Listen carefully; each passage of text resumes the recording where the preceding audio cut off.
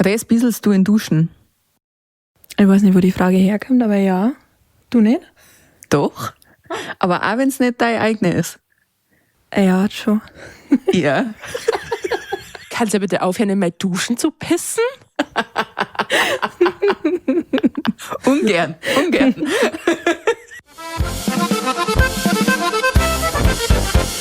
Wellensittich Stammtisch. Wellensittich Stammtisch. Wellensittich Stammtisch. Wellensittich Stammtisch. Wellensittich Stammtisch. Schau an. Jetzt hat aber eine wunderschöne Krone auf sein Weißbier gezaubert. Prost, Anja. Ich bin stolz, dass dir das Wort Krone eingefallen ist. Prost auf mich. Prost, lass das echt gut schmecken. Naja, weil ich ja gefragt habe, ob ihr Weißbier wollt, Ja, aber das stimmt. ihr wart ja her zu fein, das am Vormittag zu trinken. Stimmt nicht. Das stimmt nicht, wir haben heute schon ein Weißbier zum Frühstück gehabt. Ja, es gab halt nämlich schon Weißwurst-Frühstück mit Weizen. Ja. Ja. Naja, ihr werdet halt nicht begrüßt, merkt schon. Aber Ja, doch, trotzdem. wollte ich gerade machen, aber ich wollte nicht reinquatschen. Bitte. In diesem Sinne, liebe Wellensittiche, herzlich willkommen zu unserer 17. Podcast-Folge. Leck Arsch mal wieder. Leck Arsch an dieser Stelle.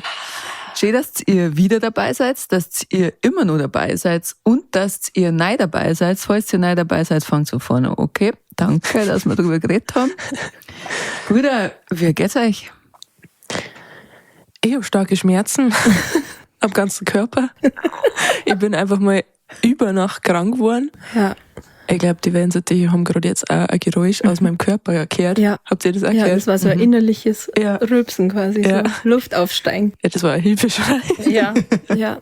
Ich bin wirklich in der Früh aufgewacht und es hat alles weh hat. Aber sonst geht's mir sehr gut, weil ich bei euch hocke und euch so. Schön. Jetzt geht's mir auf jeden Fall fantastisch nach diesem wundervollen Kompliment. Körperlich geht so. Meine Stimme ist aber wieder da. Gestern, also es geht. Gestern war es definitiv schlimmer. Da hat sehr viel Marlboro Kirschtorte gegeben. Aus meinem Mund raus. Das müssen wir Das vielleicht müssen wir mal erklären. Ja. Das habe ich, oder ich zumindest habe das vor dem TikTok, da hat eine Frau einfach nur, voll gemein, die hat einfach nur die Torte ins Internet gestellt, die sie bauen hat und hat da halt drüber geredet und sie hatte halt eine sehr verrachte Stimme und der Top-Kommentar war Marlboro Kirschtorte. Das hat mir das jetzt am Lachen gebracht. Deswegen habe ich gestern Andreas auch gefragt, ob sie eine Marlboro Kirsch backt. Ja, genau. Ihr müsst nämlich wissen, liebe Wellensittiche, wir waren ja am Freitag gemeinsam unterwegs. Wir waren auf dem Los Brutalos Konzert in Passau miteinander. Wir haben einige Wellensittiche getroffen da in freier Wildbahn. Das war sehr, sehr schön. Und wir haben halt an diesem Abend auch sehr, sehr viel umeinander blärt anscheinend. Was wir am nächsten Morgen nicht mehr wussten. Wir haben uns aber alle gewundert, warum wir heißer sind und Halsweh haben. Haben dann irgendwann ein paar Stunden später unsere Handygalerien angeschaut, haben die Videos gesehen, die aufgenommen worden sind an diesem Abend und dann war auch klar, warum wir heißer sind und warum wir alle Halsweh haben. Ja. Es wurde sehr viel geschrien und gegrölt. Ja. Ja, ich bin mal wieder Metal-Anja geworden, aber ich schätze, wir werden das Video noch online stellen. Ja, ihr werdet es sehen. Aber du bist uns jetzt ein bisschen ausgekommen. Wie geht's denn dir? Mir geht's wunderbar heute. Meine erste Nacht hier, unsere erste gemeinsame Nacht, war ein bisschen kurz für mich. Aber sonst, die Nacht war fein. Habe ich gut geschlafen, neben meinem Papa Res. War schön. Hat leicht geschnarcht, das hat mich so sanft in den Schlaf gewogen. Das ist so gelungen. Du bist vor mir eingeschlafen und du hast geschnarcht. Aber ich bin vor dir aufgewacht und da hast du geschnarcht. Das ist ein bisschen unfair, weil da war ich nicht, also da war ich im Koma, da habe ich nicht geschlafen, sondern da war ich von deinen Shares im Koma. Das ist so bodenlos, was hier passiert. Ja, Ja, ich habe mal, Schwärzelst in der Nacht. ich hab mal erst kurz gedacht, das ist irgendwie gemeint, dass die zwar immer zusammen in einem Bett schlafen und ich bin irgendwie so außen vor. Und dann habe ich die Geschichten von den Nächten gehört und habe mir gedacht, naja, habe ich meinen Frieden gehabt. Gott sei Dank hast du dein eigenes Zimmer gehabt. Hey, aber du schlafst auch gelegentlich neben mir. Das ist doch auch nicht Ja. schlimm, oder? Aber nie neben der Reis. Das stimmt nicht. Wann haben wir mal nebeneinander geschlafen? Letzten Sommer. Sommer. Ich weiß, was du letzten Sommer getan hast. Ja, da ist der paar Mal umgegangen auf jeden Fall. Also wenn wir bei mir sind, schlaft ihr auf jeden Fall miteinander in einem Raum. Ja. Das stimmt, ja. Aber wir sind tatsächlich gar nicht so oft bei mir, gell? Oder? Es geht. Ab und zu. Naja. Bei dir, ja. Ja. Ja, unsere Ferienwohnungen sind woanders, sorry. Ja.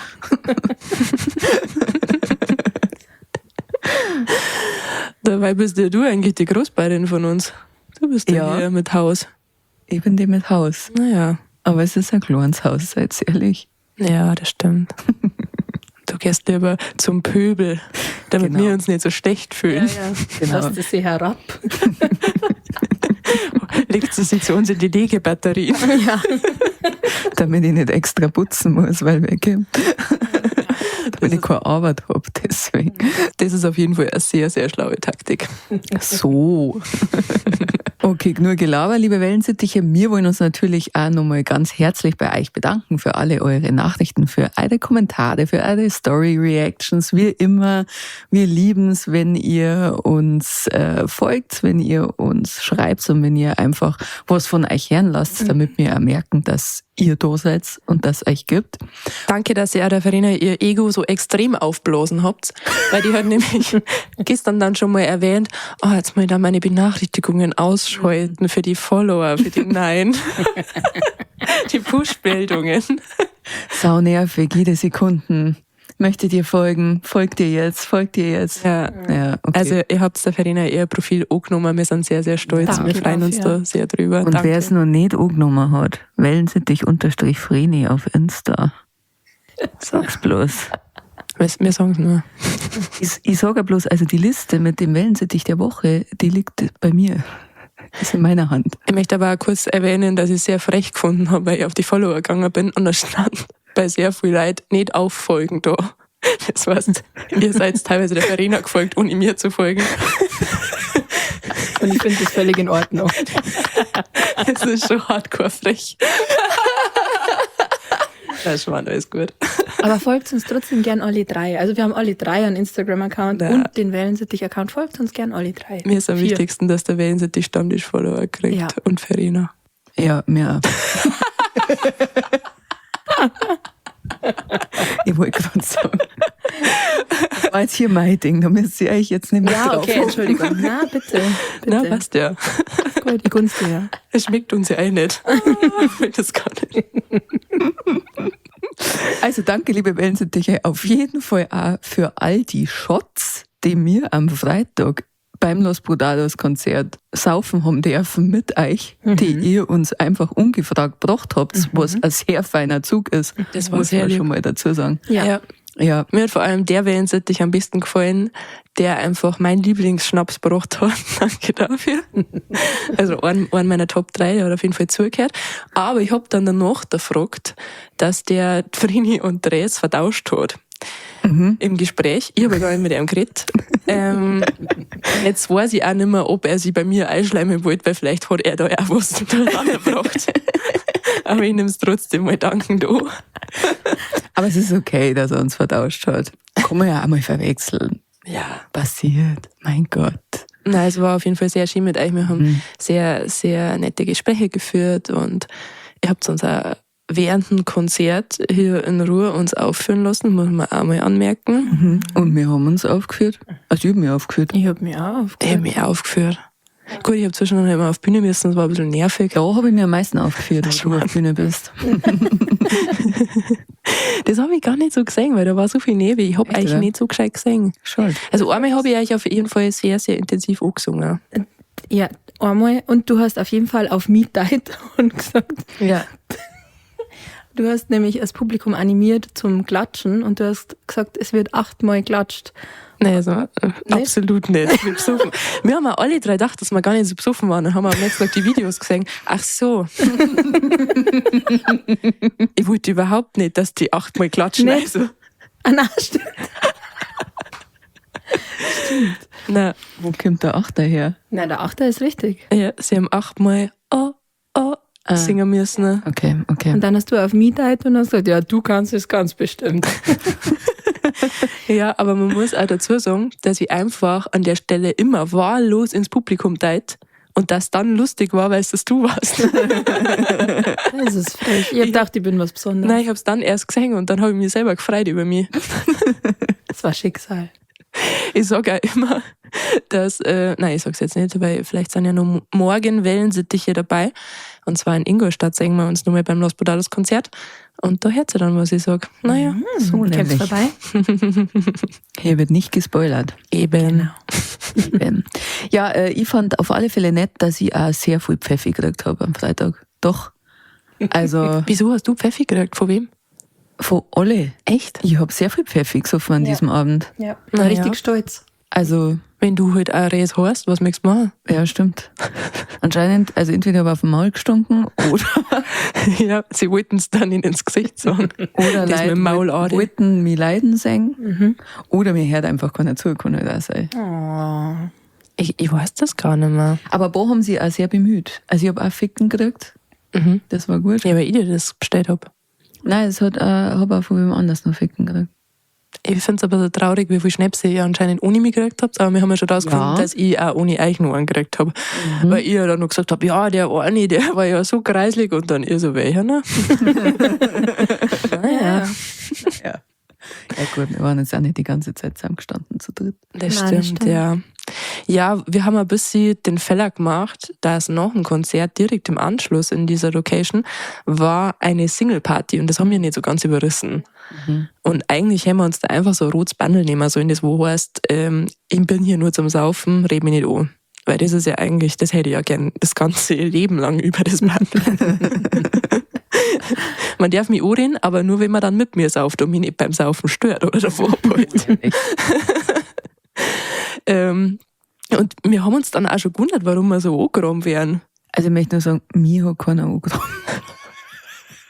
Ich habe es den ganzen Abend probiert, aber Verena hat einfach meine Signale nicht lesen können. Das war ein bisschen schade. Ja. Dafür bin ich dann mit der Reis heimgegangen und ich habe mit ihr noch am Bett geschlafen. Sag's bloß. Ja. Und schön war's. So. Ja, aber das hat dann auch erklärt, warum wir ein paar Typen nicht mehr weggekriegt haben. Weil die sich ja gedacht haben, ich bin hier alleine auf einer Single-Party. Und wir 3 Frauen waren. Naja, Naja, ohne einen Typ. mein Gott. Ich verstehe es irgendwie, dass sie dann gedacht haben, dass wir mit Absicht da sind. Nein, wir waren Überbleibsel vom Wir sind Konzert. übrig geblieben. Ja. vor allem. Ja. Weil wir nicht heimgehen können. Wir sind Ja. auch schon wieder aus Sitz Ja. aus dem Laden rausgegangen. Ich habe auch schon gesagt am nächsten Tag, dass wenn der nicht zugespart hätte, der Zauberberg, dann wäre ich am Nachmittag noch drin gestanden. Ja. Mir hat es richtig Ja. gut getaugt. Ja, es war echt schön. Wir sind auch Gott sei Dank nur ein Heisel weitergezogen dann. Das war richtig unnötig, ja. Ja. Weil es hat noch nicht gelangt. Es hat noch nicht gelangt. Also es gab Personen, denen hat es noch nicht gelangt. Es gab Personen, die wollten davor schon sehr dringend heim. Es gab Personen, die gesagt haben, mei, eigentlich kann man auch heimgehen, weil besser wird's nicht mehr. Ja, Aber wir wissen alle 3 nicht, wer das war.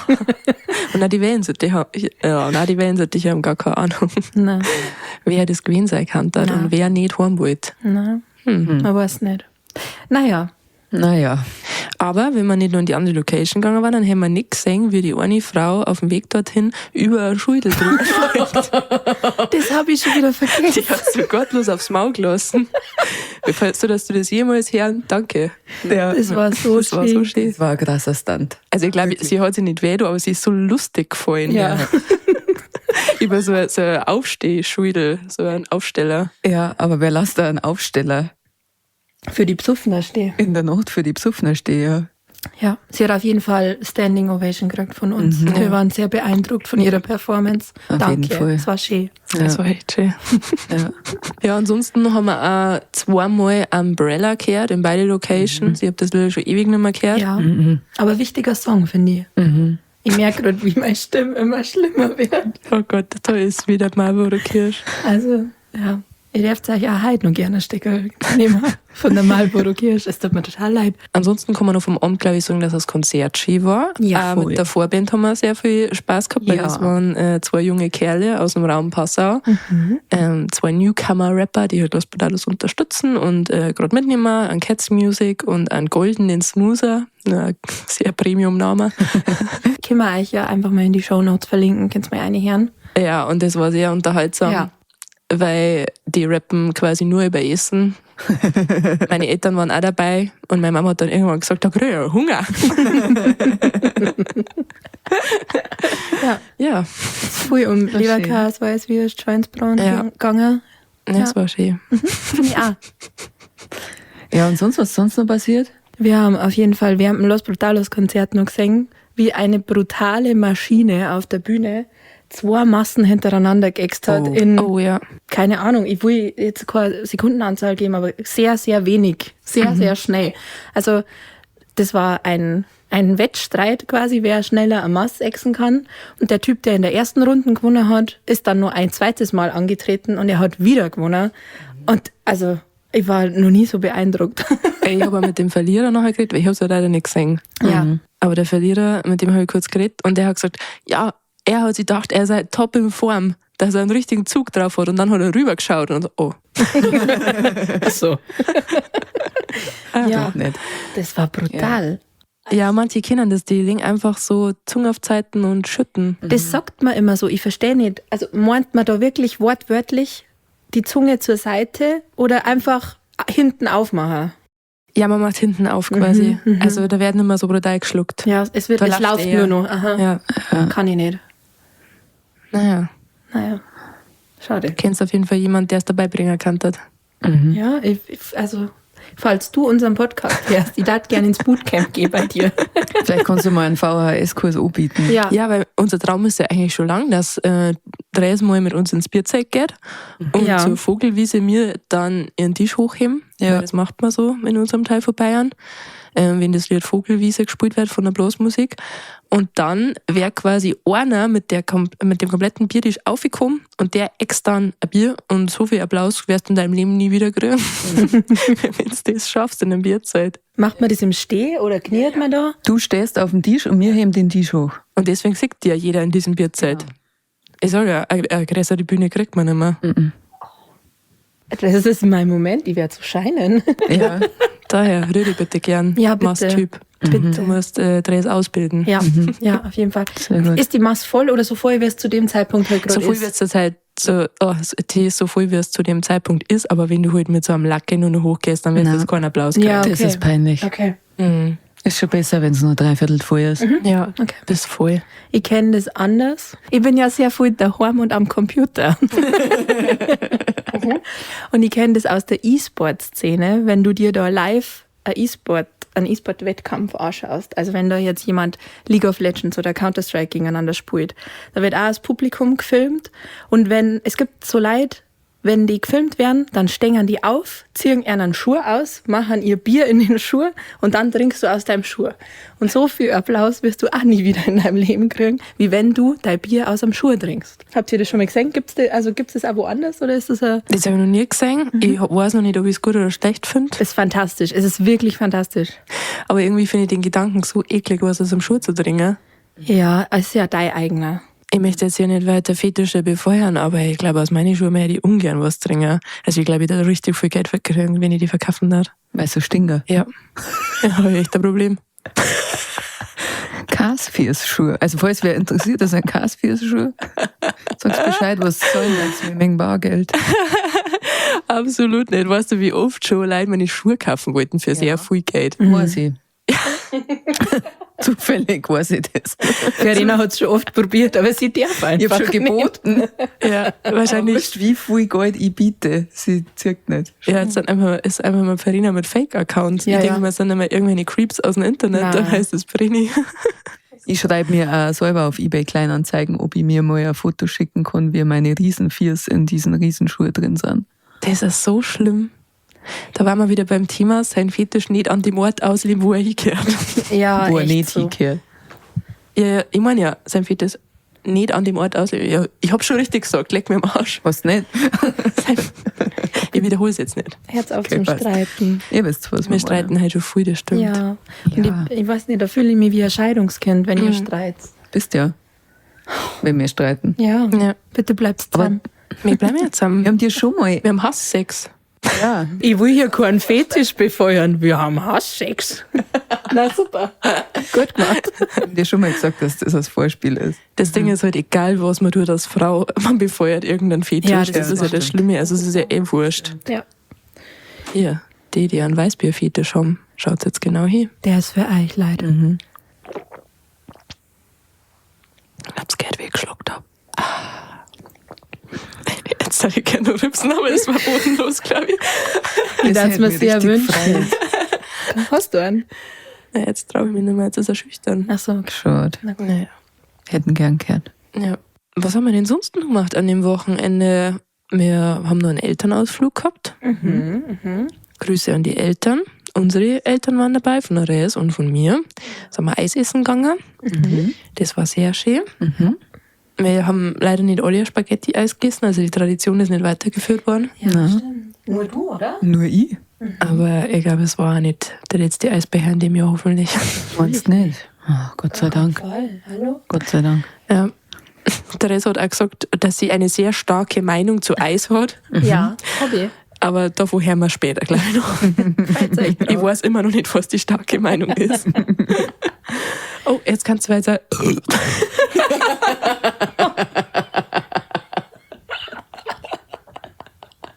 Schön. Danke. Der war wirklich schön. Ah, ja. Naja, wenn Sie wissen, wie oft mir das im Studio passiert. Beim Eisingen? Ja, aber ich muss ja immer wieder lachen, wenn ich es mir dann anhöre. Also es freut mich ja immer dann danach, wenn ich das durchgehe. Ach ja. Schön. Ja, Danke.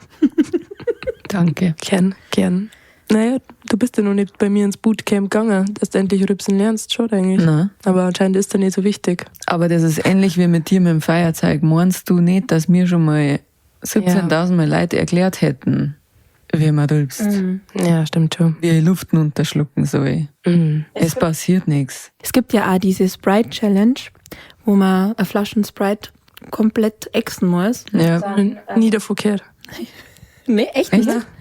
Das ist gerade ein Social Media Trend quasi, Okay. dass man das macht. Und das da ich mir eigentlich wünschen, dass du das mal probierst. Also die Challenge ist ja eigentlich, dass man dass dann man nicht nicht rülpst. rülpst. Ja, genau. Aber alle, also ich habe noch kein Video gesehen, wo die Leute das schaffen. Also, Dass es hab halt dann nur- rauskitzelt wird von der genau, Verena. ja. Ich habe halt nur brutal Angst, dass ich diese Challenge gewinnen werde und dann brutal Bauchweh habe Ja. einfach, weil Ja. ich nicht rülpsen kann. Das wäre sehr schade, das tut mir leid. Naja, aber vielleicht gehst du auch viral. Weil ich schaffe. Naja. Haben wir ja schon wieder eine Video-Idee für deinen neuen Account. Oh, weht's weg. Oh, oh. Oh, oh. Okay. Das muss ich mal überlegen. Da strahlen die Augen sofort. Was? Eine virale Videoidee für Wellensittich Vreni? Da muss ich dann die Likes auch noch ausschalten und die Kommentare. Oh Weil nein. dann wird's anstrengend, wirklich. Wirklich. Sie ist ja dieselbe geblieben. Das ist das Gute, dass sie einfach am Boden bleiben ist, ja. Ja, bin ich. Das hat es gar nicht Der verändert. Fame hat sie nicht verändert. Da fällt mir gerade ein, dass ich nicht verzeiht habe, wie ich einen Typen geschlagen habe. Ah, ja. Oh ja, bitte erzähl uns, wie du einen Typen geschlagen hast. Ich wollte eigentlich nur sagen, dass ich einen Typen geschlagen habe am Freitag, weil er frech war. Er war frech. Dann gab's ein paar Fäuste Sehr gut. in sein Gesicht. Er hat da auch gut mitgemacht. Das war wirklich so ein Kampftanz. Und wenn dann meine Faust in sein Gesicht gekommen ist, also so, wir haben so Zeitlupen gemacht, dann ist er auch mit. Also er hat dann auch wirklich so sein Gesicht wegdraht und dann Ja. Ja, das war toll. Ja, du hast das verdient, Stefano. Sag's bloß. Der Stefan ist leider auch so ein Fetischmensch, also kann das sein, dass du ihm gerade einen Wunsch erfüllt hast. Mein Gott. Er war ja schon den ganzen Abend frech. Ja. Und die besoffene Res hat irgendwann eine Bestrafung für den Stefano vorgeschlagen. Die fällt sagen mir wir grad aber ein. nicht. Die sagen wir Doch, die sagen wir Nein. schon. Weil das war absolut keine Bestrafung gewesen. Ne? Für ihn. Und sie war so überzeugt. Sie war so überzeugt, dass das was ist. Ja, ich hab mir vorgestellt, dass Dressi Draht mehrmals ohne BH und der Busen schwingt und dass der Stefano dann einfach so einen richtigen Busenklatscher kriegt Ja. in sein Gesicht, so dass es schneuzt. Das war nämlich neben, Daniel gesagt, ich glaube, das kann Bestrafung für ihn. Nein, Therese hat vorher noch gesagt, ich habe es erst nämlich so gehört. Ich habe nur gehört, der Stefano, der fährt jetzt dann durch Busenwaschanlage. ja, so haben wir das genannt. Weil in der Waschanlage sind noch diese Dinger mit die langen Nie Stofffetzen. im Leben war das für den Typ eine Bestrafung. Ja. Ich möchte aber hier nochmal klarstellen, dass das nicht meine Idee war. Also so wie es Verena gerade erzählt hat, so war es. Es war meine Dass Idee. sie sich gewünscht hat, dass ihr einen Busenklatscher Aber verteilt. das mit der Waschanlage Das war hab ich meine wiederum Idee. nicht gehört. Achso, hast du nicht gehört? Ja, das war das Einzige, was ich davon gehört habe. Jetzt fahrt er dann gleich durch die Busenwaschanlage und dann hat sie sich so von mir so draht. So. Ja. Er war nämlich wirklich frech. Er hat mit Bierdeckel geschmissen, er hat Ja. mit Strohhalme geschmissen, er Ja. wollte es nicht Ja, anders. er wollte es nicht anders. Er wollte, dass du nicht schlagst. Ja. Und es ist passiert. Ja. Danke, Verena. Ja, und jetzt geht's schon sehr lang um ihn. Das wollte er sicher auch nicht anders. Ja. Wir sind zweimal in die Falle getappt. Ja. Naja. Okay, Stefano. Kannst du ja mal die Folge kommentieren, wenn du das hörst? Ja, er hat nämlich behauptet, ja, er kommentiert ja fast jede Folge. Dann habe ich gesagt, dann machen wir jetzt mal Spotify auf und schauen wir mal. Stefano. Stefano. Das war deine Chance. Jetzt. Jetzt kannst du wieder was gut machen. Stefano wird generell jetzt oft erwähnt, der wird bei den Lospodados ständig im Podcast erwähnt. Das ist auch nicht gut für dem sein Ego. Nein. Ja. Aber es ist einfach auch so eine Person, die muss man schubsen, weil es frech ist. Ja, aber ich habe den Stefano sehr lieb. Ich habe ihn auch sehr lieb. Na, das schneiden wir raus. Wir schneiden mal raus. Gut. Aber wenn ihr jetzt gerade unsere Podcast-Folge hört, kanntet ihr ja mal in die Kommentare schauen, ob schon ein Kommentar vom Stefano da ist. Und wenn noch keiner da ist, dann schreibt ihr einen Kommentar, Stefano, wo bist du? Und wenn schon ein Kommentar vom Stefano da ist, dann kommentiert ihr unter den Kommentar und schreibt, gut gemacht, Stefano. Okay? Haben wir einen machen Deal? wir's. Danke. Auch gerne ein paar Beleidigungen, falls ihr keinen Kommentar findet. Vielleicht einmal sowas wie, Stefano, du alte Sprichfotzen. Wo bist du jetzt, Stefano? Wir warten auf die. Ja, das geht natürlich auch. Gut. So, liebe Wellensittiche, wir spielen jetzt, weil es uns einfach immer so viel Spaß macht, mal wieder nach langer Zeit. Eine Runde, 2 Wahrheiten, eine Lüge. Und wir machen das diesmal so. Ihr kommentiert live, was ihr denkt. Also wenn ihr das jetzt hört, dann schreibt ihr sofort, ich denke, C ist falsch. Ich denke, D ist, so weit geht's gar nicht. Ich denke, A ist falsch. Wir haben Probleme mit Zahlen und Buchstaben. Und dann können wir mal schauen, wer von euch alles gewusst hat. Aber ehrlich sei, okay? Nicht schummeln. Wer mag anfangen? Ich fange an. Ja. Okay. Die Runde steht im Zeichen des schönen und wilden Rudi. Juhu. 2 Wahrheiten, eine Lüge. Du musst nur mal erklären, wer der Rudi ist.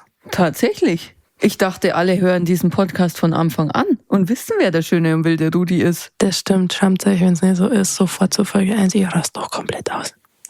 Es ist mein Pferd. Also, 2 Wahrheiten, eine Lüge. Der schöne und wilde Rudi ist mir mal so auf meinen Fuß gestiegen, dass sie ein Hufeisenabdruck in Form eines dunkellila Flecks auf meinem Fußrücken breit gemacht hat. Aua. 2. Der schöne und wilde Rudi hat mir ausgerechnet an Leon Hardy abgesetzt. 3. Ich bin mit dem schönen und wilden Rudi in die Ammer geritten, ein Fluss bei uns, zur Abkühlung. Und er hat sie einfach samt mir oben drauf ins Wasser gelegt. Ich finde alle 3 Geschichten sehr schön. Aber ich glaube, wir müssen einmal kurz erklären, was Leon Hardy ist. Das haben wir zwar schon mal erklärt, aber es ist sehr nischig und ich glaube, viele Leute kennen das nicht. Leon Hardy ist ein Pferdeumzug zu Ehren des heiligen Leonhard, weil der Schutzpatron der Tiere ist. Und da zieht man einfach mit ganz vielen Kutschen und Reitern durchs Dorf und lässt sich segnen. Wissenschaftspodcasts haben wir wieder erfüllt für das Mal. Okay. Ich weiß nicht, ob Vreni aus so einem zurückgebliebenen Ort kommt. Da, wo mein erster Gedanke. wo Frauen nicht reiten dürfen. Ja. Ja. Also ich glaube in Dates, wo ich herkomme, wo auch die bekannteste Leon Hardy Vater ist, möchte man noch kurz hier sagen. Was auch anscheinend ein sehr zurückgebliebener Ort ist. Ja, ich glaube nämlich nicht, dass da Frauen reiten dürfen. Ich weiß nicht, und es kann bei dir auch so sein. Deswegen glaube ich die Geschichte nicht. Ich glaube die Geschichte auch nicht. Es war auch mein erster Gedanke. Wir haben schon oft über so Umzüge geredet. Und wenn ich mich richtig erinnere, ist da auch schon öfter darum gegangen, dass bestimmte Positionen nicht von Frauen erfüllt werden dürfen bei diesen Umzügen. Und ich glaube... Also ich meine, es ist auch schön und gut, Vreni, dass du in deinem normalen Leben reiten kannst, dass du schon reitest, seitdem du ein kleines Kind bist. Ja. Aber wenn es dann halt um was geht, Ja. dann glaube ich, dann darf es da fallen. Also so, insofern darf die Geschichte natürlich auch stimmen. Ja. Gut. Dann Weil wir möchten uns Gleichgewicht halten ohne Schwanz. Ich rutsche auch regelmäßig aus auf der Bühne deswegen. ja, stimmt schon. Schade, wenn man keinen hat. Kann man nicht so leicht gerade stehen. Ja, also wir locken das ein, oder? Ja. Ihr lockt das ein? Ja. Ja. Ich bin so glücklich, weil ihr seid so dermaßen neidab. Scheiße. Das ist das erste Mal, dass wir eingeschissen haben. Oh nein. Oh nein. Also in dem Ort, wo ich lebe, ist man nicht so zurückgeblieben, dass man nicht an Leon Hardy reiten darf als Frau, denn sonst darf an diesem Umzug kein Schwein reiten. Voll gut, wir Ja. lieben es. Also es war eine Zeit lang mal so, dass bei den Vorreiter keine Frauen reiten haben dürfen. Ah, okay. Was lustig war, weil da haben sie dann immer Typen drauf geguckt, die in ihrem Leben auf noch keinem Gaul geguckt sind und so hat es halt auch ausgeschaut. Also sehr verkrampft, sehr rund, rückig, sehr, So wie ich immer da hocke in meinem Leben. genau. Wie ein Höhlenmensch auf einem Pferd, so hat das ausgeschaut. Aber mittlerweile ist auch das nicht mehr so. Also auch Frauen sind bei uns Vorreiterinnen an Leon Hardy. Dann seid ihr quasi Vorreiter in eurem Ort. Ja. Nein. So darf ich es jetzt auch nicht formulieren. Okay, gut. Wirklich nicht. Wirklich nicht. Wirklich nicht. Ja, auf jeden Fall. Ja, was denkt ihr dann, was gelungen ist? Ja, das ist das mit dem Wasser. Dass er sich mit mir hingelegt hat Ja. im Wasser? Ja, weil er darf niemals in ein Wasser gehen. Oh nein. Weil eine Pfütze ist höchst gefährlich, müsst ihr wissen. Ach so. Da der nach mir keine Hufeisenspitze, der nach mir in ein Wasser lachen. Bring mal liebe lieber ich sehr. drüber. Oder Renner rundherum. Ja. Okay. Ja, wild ist er ja. Wild und schön. Wild und schön. Aber hast du dir weh da bei der Leon Hardy-Fahrt dann? Na. Also das war auf der Wiesn, wo Aufstellung ist. Und da waren wir auf der Wiesn und haben gewartet, dass losgeht. Und dann kam uns eine Kutsche entgegen mit sehr vielen Glocken drauf, was auch äußerst gefährlich ist. Und dann ist er in die Luft gestiegen und ich bin hinten runter. Aber ich bin nur auf meinen Arsch geflogen. Dann ist der schöne und wilde Rudi über die ganze Aufstellungswiesen galoppiert ohne Reiter obendrauf. Was auch sehr schwierig ist, weil da sind ja sehr viele weitere, unter anderem vielleicht nervöse Pferde da, die er dann aufgemischt hat. Aber es ging tatsächlich, weil es sind ihm dann auch ein paar nach und man fangt's nein. Und das hat was geheilt in mir, als ich dann gesagt habe, Rudi. Und er hat mich gehört und ist zu mir gekommen. Mein Gott, wenigstens das. Ja, der aufs Wort, der Rudi versteht ja jedes Wort. Ja, das stimmt. Ich habe extreme Angst vor Pferde. Also ich finde Pferde schon toll, aber aus der Ferne. Und ich war mal dabei, wo Vreni halt so die Versorgung gemacht hat von ihren Rosen. Und dann hat sie gesagt, sie kommt gleich wieder. Und die standen halt in einer Boxen drin. Und auf einmal ist die Box vom Rudi aufgegangen und der Rudi ist rausgegangen. Und ich so, Verena.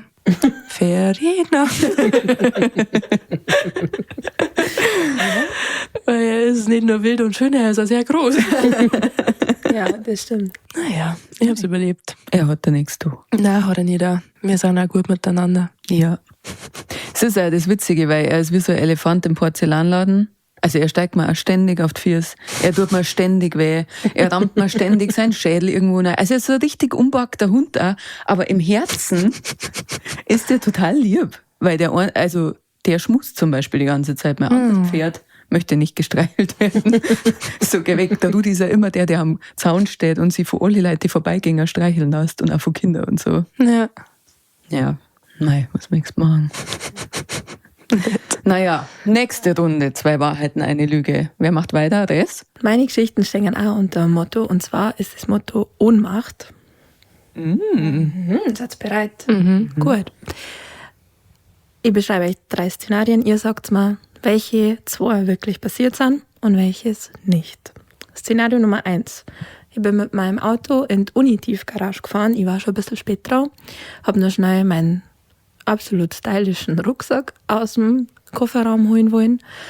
Und beim Zumachen habe ich mir so brachialst meine Finger eingezwickt, dass ich an Ort und Stelle in der Uni-Tiefgarage in Ohnmacht gefallen bin.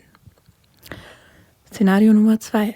Ich war das erste Mal in meinem Leben beim Blutspenden und habe mich ausreichend darauf vorbereitet, wie ich gedacht habe, aber ich war so nervös, dass in dem Moment, wo der Zugang gelegt worden ist, ich schon gemerkt habe, oh, mir wird ein bisschen schwindelig.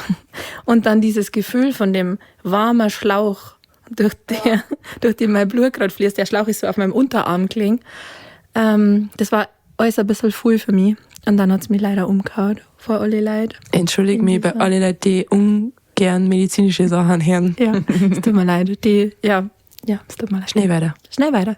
Szenario Nummer 3. Ich bin in einem katholischen Dorf groß geworden. Ich war natürlich Ministrantin. Es war Ostermetten. Und ich war sehr stolz, weil ich war nicht nur für die normalen Ministrantendienste eingeteilt. Nein, ich habe die große Kerzen tragen dürfen. Und Ostermess ist ja immer sehr bald in der Früh. Ich habe nichts gefrühstückt davor. Die Aufregung, dass ich Kerzentragerin bin. Der Weihrauchdampf. Ich weiß nicht, was am Ende war. Auf jeden Fall bin ich leider zusammengesackt in der Kirche vor alle Leuten. Und das Kerzending ist runtergefallen, ist auf mich draufgefallen und das Glas, das diese Kerzen umschließt, ist zersplittert. Es waren überall Scherben. Es war so peinlich. Und kurz danach war ich dann keine Ministrantin mehr. Hat aber keinen Zusammenhang. Und jetzt kommt's ihr. Was ist passiert und was nicht?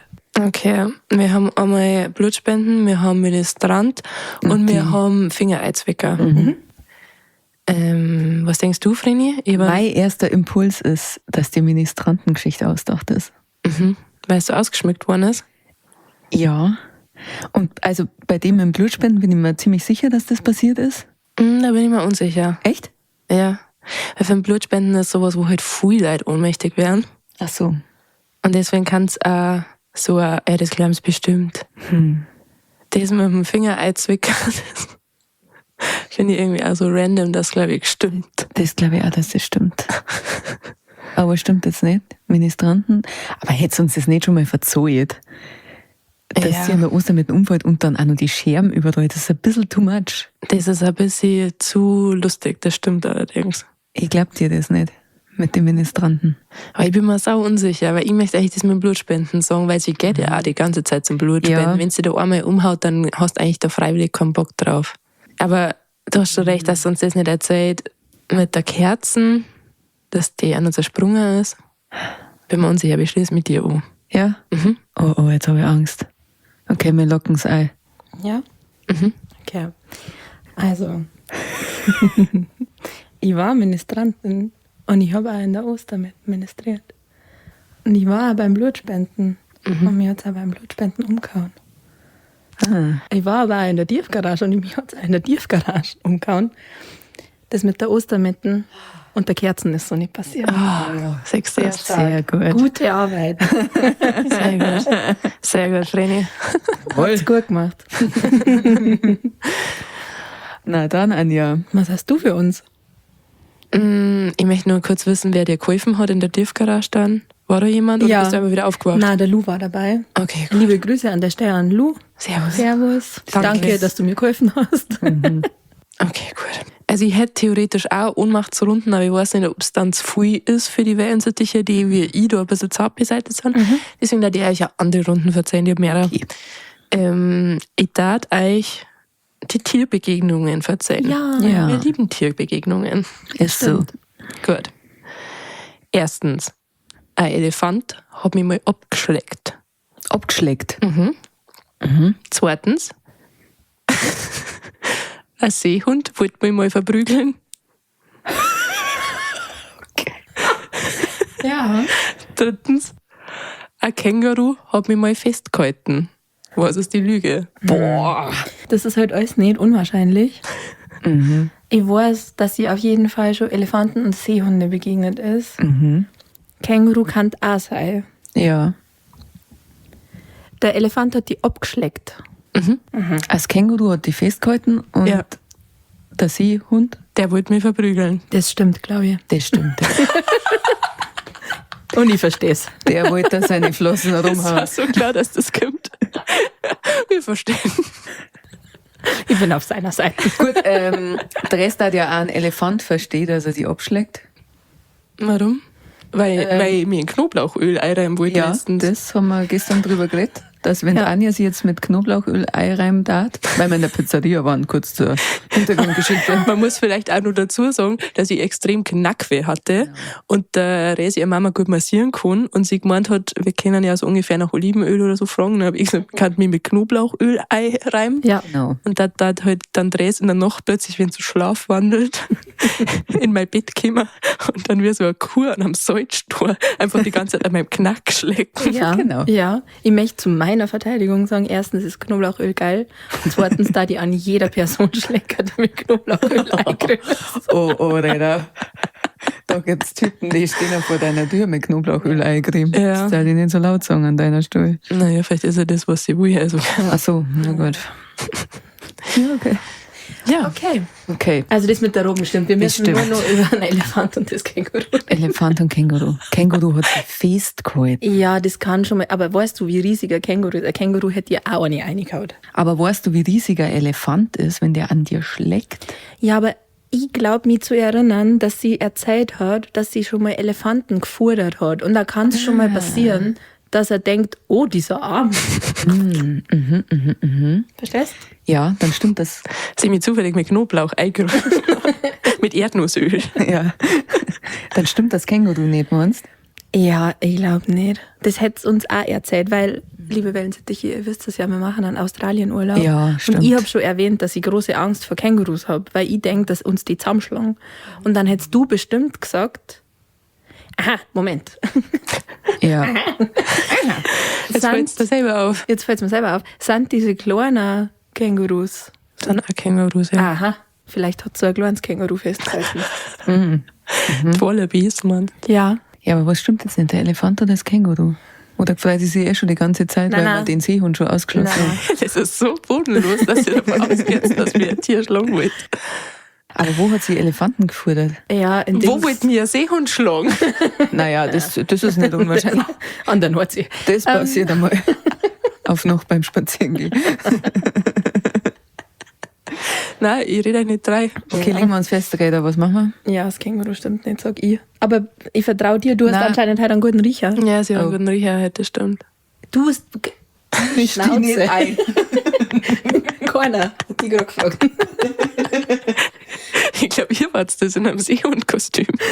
Scheiße, aufgeflogen. Ich gehe mit dir, Reda. Mit dem Känguru? Ja. Okay. Naja, eingeschissen. Ah, Das gibt's nicht. was der Elefant? Der Elefant hat nicht gestimmt. Der Elefant hat mich leider noch nie abgesteckt, obwohl ich sehr bereit bin dafür. Klingt falsch. Ein bisschen Knoblauch. Und zwar sehr große Ohren. Alles andere bringe ich mit.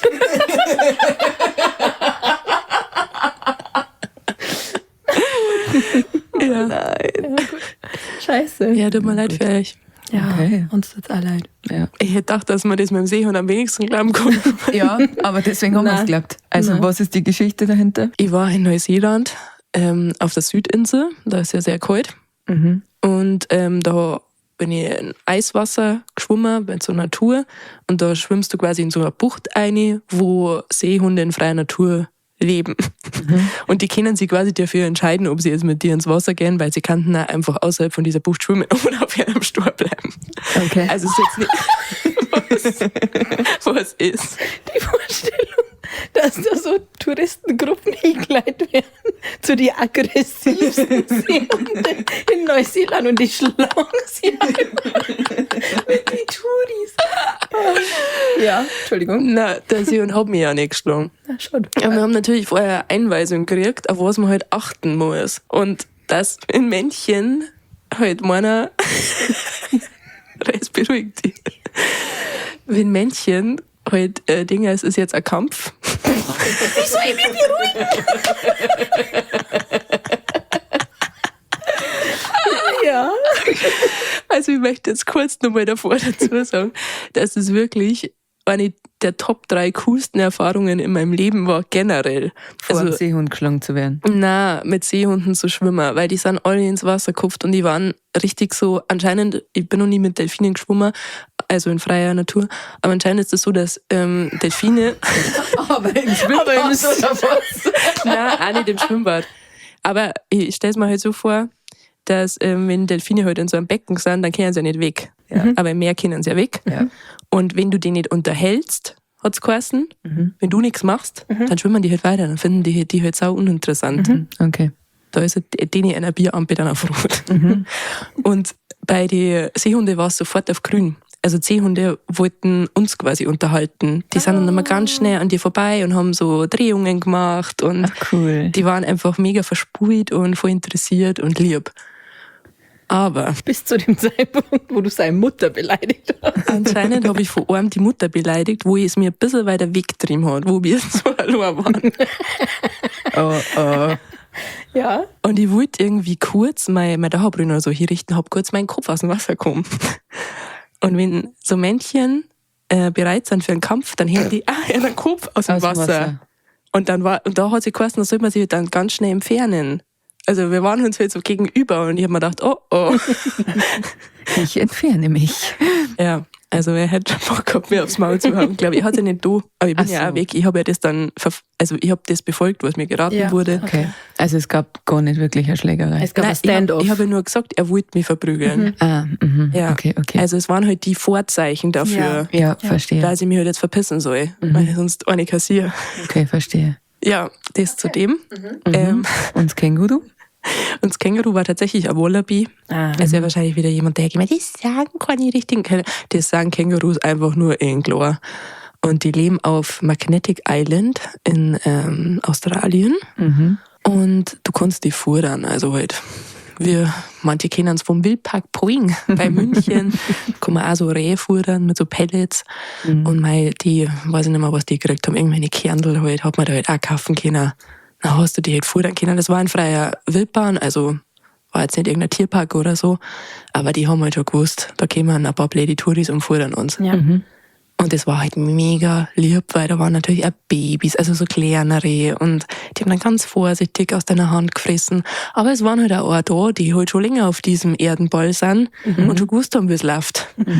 Und da habe ich halt dann einen, weil man wollte ja immer so abwechseln, dass man die nach der Reihe fuhrt. Ja. Da habe ich halt einen gefuhrt und der hat sich so eingekrallt in meiner Hand, dass ich halt nicht weggekommen bin. Entsprechend hat mich das Känguru festgehalten. Verstehe. Süß, aber. Es war trotzdem lieb. Es hat ein bisschen weh, aber es war trotzdem lieb. Ja. Okay. Ja. Süß. Ach ja, das war jetzt wieder schön. Dann würde ich sagen, kommen wir jetzt noch zu einer Runde. Die 3 Besten, die 3 Schlimmsten. Die 3 Besten, die 3 Schlimmsten. Oh nein, leck mich fett in die Fressen geschissen. Und zwar, da die da heute gern von euch wissen, weil wir waren ja Eis essen und anscheinend hat Dres sehr viel Meinung zu Eissorten und die jetzt gern hören persönlich. Ja. Was sind denn für euch die 3 besten versus die 3 schlimmsten Eissorten? Farina, fang du erst an. Oh. Ja, wir lassen es spannend. Okay. Ich war auch mit den 3 besten Eissorten in meinem Mund innen drin. Auf Platz 3. Ich stehe auf so Eissorten, die aus irgendwelchen Schokoriegel gemacht werden. Also so Bueno-Eis, Giotto-Eis, Pinguin-Eis. Wisst ihr um ein paar erwähnt zu haben. Finde ich geil. Auf Platz 2 der besten Eissorten in meinem Mund innen drin ist Pistazieneis oder auch anders Nusseis, aber am liebsten vom Nusseis als Pistazieneis. Und das beste Eis in meinem Mund innen drin ist Joghurteis. Finde ich erfrischend. Das liebe ich. Dann zu den schlimmsten Eissorten in meinem Mund innen drin. Auf Platz 3 Erdbeer-Himbeer. Echt? Weil da Kernel oft drin sind. Und Oh, diese so einer bist Kernel du. hängen sie immer in meinem bissfest in meine dritten und dann hebt Hafercreme nicht mehr gescheit. Und das finde ich sau unangenehm. Ja, verstehe. Like wer kennt. Ja. Auf Platz 2 der schlimmsten Eissorten in meinem Mund innen drin ist Malaga. Weil doch da diese besoffenen Rosinen drin sind, oder was ist denn das? Na, Rosinen, na, einfach na. Und dann noch im Eis, pfui Teufel. Und das schlimmste Eis in meinem Mund innen drin, Pfefferminz. Mag ich als Tee auch nicht. Aber bei Eis, warum Kräuter in einem Eis? Das ist eine Süßspeise. Du hast einfach keine Lust auf frischen Atem. Nein, Ich mag ich sag ein nicht. Muster. Ich möchte es nicht. Naja. Dann Res. Also, ich fange mit den 3 schlimmsten Sorten an. Auf Platz 3 der schlimmsten Eissorten für mich ist Vanilleeis. Nicht, weil das per se schlecht ist, aber ich verstehe nicht, wie Menschen, die vor so einer Eisdielen-Paletten stehen, sie denken können, ja, ich nehme Vanille. Ich dachte in einem Eiscafé oder in einem, weiß ich nicht, Affogato, in einem Spaghetti-Eis. Ich verstehe das alles. Aber wer nimmt sie denn? Was ist mit euch? Warum eine Kugel Vanilleeis? Okay, gut. Ich gehe mit. Okay. Ich habe exakt dieselbe Meinung dazu. Die habe ich auch. Aber ja. Ich will niemandem hier zu nahe treten. Esst euer Vanilleeis, dann ist es wenigstens weg. Ja, wir verstehen das halt nicht. Gut, ja, genau. Okay. Ich will nicht, dass es weg ist. Hallo, ich möchte Spaghetti essen. Auf Platz 2, und da mache ich mir jetzt wahrscheinlich nur unbeliebter. Auf Platz 2 der schlimmsten Eissorten ist für mich Stracciatella. Das verstehe ich auch nicht, das Konzept.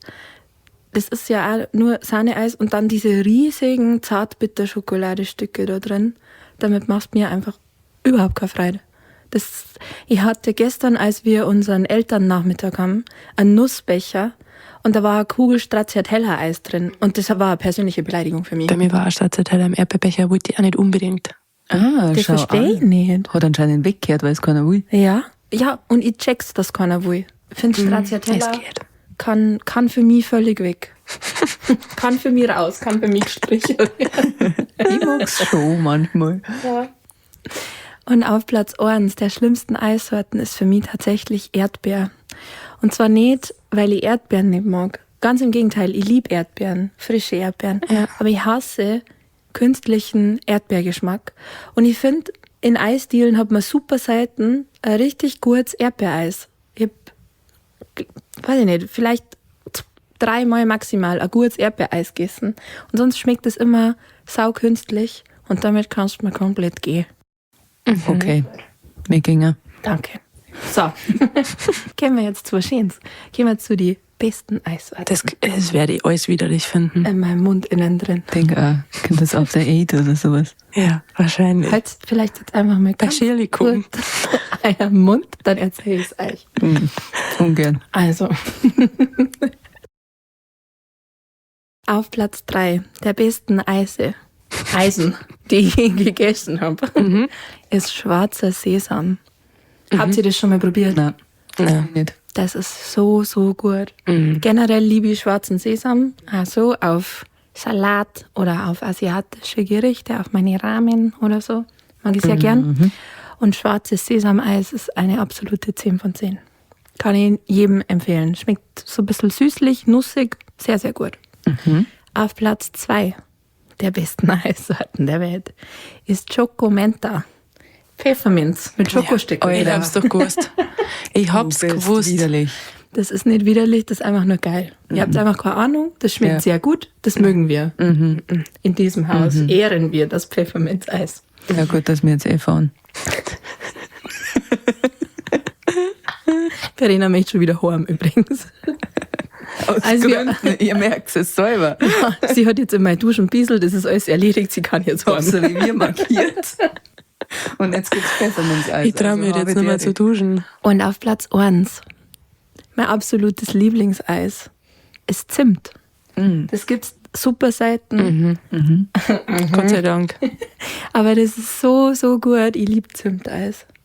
Das ist richtig lecker. Mir hat dein Papa verboten, lecker zum sagen. Ja, das verbietet er jedem. Ja, ich kenne auch so Herren im Alter von deinem Papa, die das verbieten. Okay, es tut Ich mir finde, leid. das war gar nicht so nervig. Ich weiß, dass man das in Österreich auf gar keinen Fall sagen darf. Da kriegt man die Staatsbürgerschaft aberkannt. Echt? Ja. Mhm. Gut, dass wir die nicht haben. Nein.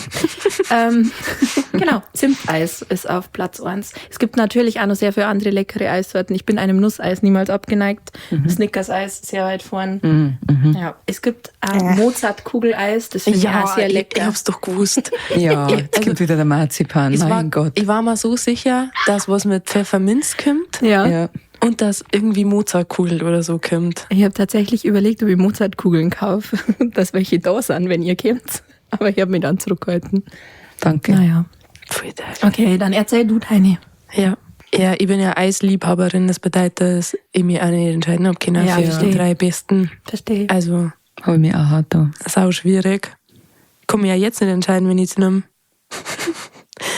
Auf Platz 3 der besten Eissorten in meinem Mund innen drin ist Erdbeereis. Na klar. Ja, wenn du mal ein Biss hast, dann wirst du anders reden. Ich nutze nämlich sowas auch gegen schlechten Atem, das heißt Zahnseide. Ah, okay, was ist das? Bringt's was bei meinem Altherrenatem, ne? Aber ich kriege wenigstens die Kernel vom Erdbeereis raus. War mir auch noch nicht aufgefallen, dass das da so extrem ist. Ich esse für mein Leben gern Erdbeerbecher und da ist meistens Vanilleeis und Erdbeereis drin und kann ich nichts sagen, mag ich einfach. Auf Platz 2 habe ich mich nicht entscheiden können. Eigentlich Haselnuss, aber manchmal gibt's in ganz wenigen Eisdielen auch Raffaello-Eis und das ist auch richtig, richtig geil. Das liebe ich sehr. Also kein Kokoseis, sondern wirklich Raffaello-Eis. Und auf Platz 1 sind sämtliche Joghurtsorten. Also ich mag Joghurt allein nicht, aber Joghurt Maracuja, Joghurt Heidelbeert. Geil. Joghurt Mango. Ja. Also alles mit Joghurt und Frucht. Feini, feini, feini. Ja, dabei. Dann auf Platz 3 der schlimmsten Eissorten in meinem Mund innen drin ist Waldmeister. Kein verboten. Habe ich noch nie gegessen, glaube ich. Ich auch nicht. Den Geschmack generell nicht. Doch. Aber Waldmeister Eis habe ich noch nie gesehen. Naja. Nichts versammelt. Auf Platz 2 Amarena. Muss nicht. Und auf Platz 1, das, was Dres eigentlich beschrieben hat, After 8. Das kann Dres Schokomenta. selber fressen. Das lieben wir. Das ist geil. Doch. Helft's mal, liebe Wellensittiche, helft's Ja. mir mal. Das ist doch geil. Wo sind meine Erdbeers? Wo sind meine Erdbeers? Wo sind meine Himbeers? Schreibt's.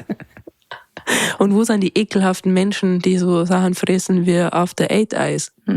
Helft's ja gern der Rest. Ja. Du hast nicht so was Kontroverses gesagt, glaube ich.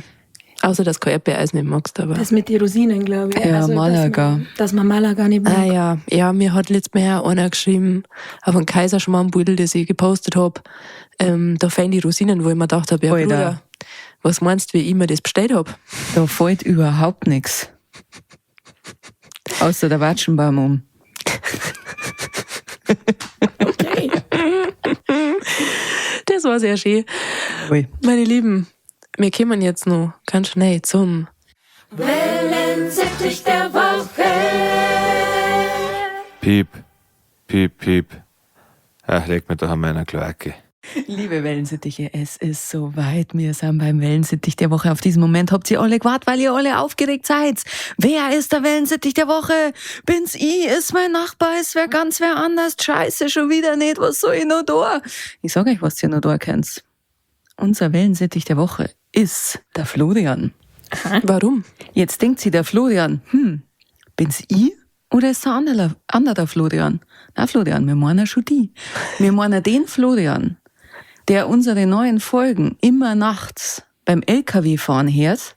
Und da er ja nicht bloß 1 Stunde 10 LKW fährt, sondern länger, hört er einfach weiter. Hört die Folge nochmal, hört andere Folgen nochmal. Er hört uns während seiner ganzen Schicht. Und es war schön, weil wir haben einen Florian getroffen am Freitag beim Los Brutales Konzert. Er war da und hat uns das verzeiht. Und deswegen ist er jetzt Wellensittich der Woche. Und er hat auch noch ein ganz besonderes Angebot gemacht. Das muss Anja verzeihen. Ja, es kam, glaube ich, nicht direkt von ihm. Es hat mir sogar zuerst sein Bruder erzählt. Den habe ich nämlich davor getroffen. Und er hat gesagt, ja, mein Bruder, der ist voll der Fan von einem Podcast. Also auch schon mal schön, dass du das weiterverzählst, Florian. Das findet man auch mal gut. Weiterverzählen ist wichtig. Und er hätte jetzt ein Geschenk für mich. Und zwar ein Dixie-Klo. Ja, das ist überhaupt kein Witz. Ich hab wirklich nur eins rumliegen. Ich weiß nicht, was ich damit tun soll. Ich darf da vorbeifahren. Er hat sogar gesagt, er darf sogar sauber machen. Das ist auch noch. Weil der Florian ja aufmerksamer Hörer ist, der ersten Stunde aufmerksamer Wellensittich und daher weiß, dass ich manchmal Kloprobleme Backstage habe. Und Verena die Veranstalter gebeten hat, dass doch einfach immer ein Klo da ist für die Künstlerin Backstage, dass man nicht zu die Leute gehen muss. Oder dass vielleicht auch jeder sein eigenes Klo hat, dass nicht sowas passiert wie damals, wo ich auf dem Dixie-Klo war und eine andere Band dann da die aufgerissen hat. Vor alle Leute so. Ja. So, dass ich mir halt einfach in Ruhe aufs Klo gehen kann. Und das wollten sie mir ermöglichen. Und der Florian, mit dem habe ich dann auch noch drüber geredet, der hat nämlich dann gemeint, weil ich dann gesagt habe, ja, das ist voll nett, aber kriege ich sauschlecht in mein Kombi rein. Der hat dann gemeint, ich bin doch LKW-Fahrer, ich bring's dir doch überall hin. Ja. Und für dieses Angebot möchte ich echt 1000-mal Danke sagen. Ja. Es ist wirklich sehr, sehr lieb. Es geht leider trotzdem nicht, weil das kann ich am Florian nicht tun, dass er mir überall nachfährt mit meinem eigenen Dixie-Klo. Außerdem war ich dann auch die seltsame Person, die, wenn sie auftritt, ihr eigenes Klo dabei hat. Da weiß ich auch nicht, ob ich da drüber stehe. Die Lieben. Ja, aber ich finde, es ist auf jeden Fall wert, hier Wellensittich der Woche zu werden. Auf jeden Fall. Für so ein brutales Angebot Ja. und so einen treuen Wellensittich. Also vielen, vielen Dank, Florian. Danke für deinen Support. Ja, Hat uns sehr gefreut, die Kinder zum Lernen. Voll. Und auch danke für die gute Unterhaltung am Freitagabend. ja. Spaß gehabt mit Ja. dir und deinem besonderen Angebot. Und deswegen werden wir dir heute im Laufe des Tages eine Nachricht schicken auf Insta. Dann kannst du uns deine Adresse durchgeben und dann wird dir als Wellensittich Briefel zugeschickt. Es ist auch nur eine kleine Entschuldigung, weil der Florian derjenige war, der so erschrocken ist, als wir die Woche davor schon behauptet haben, dass Los Brutales Konzert morgen ist. Daher ich hoffe, du kannst uns jetzt verzeihen, Florian. Und wenn ihr Wellensittich der Woche werden wollt, dann kanntet ihr zum Beispiel Uns folgen auf Instagram und TikTok. Das sollte sowieso schon lang da. vor allem der Verena. Ich wollte gerade sagen, Okay, danke. Wellensittich-Vreni.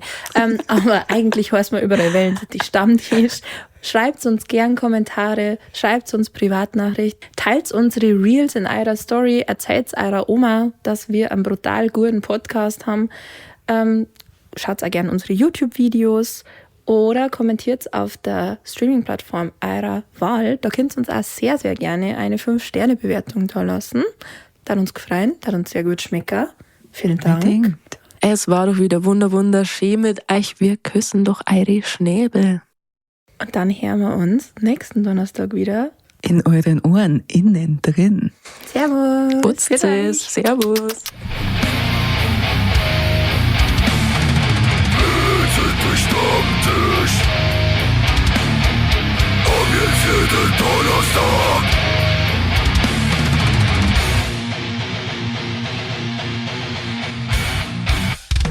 Also na, sowas hörst du nicht. Voll Teufel, schalt aus das Klump jetzt.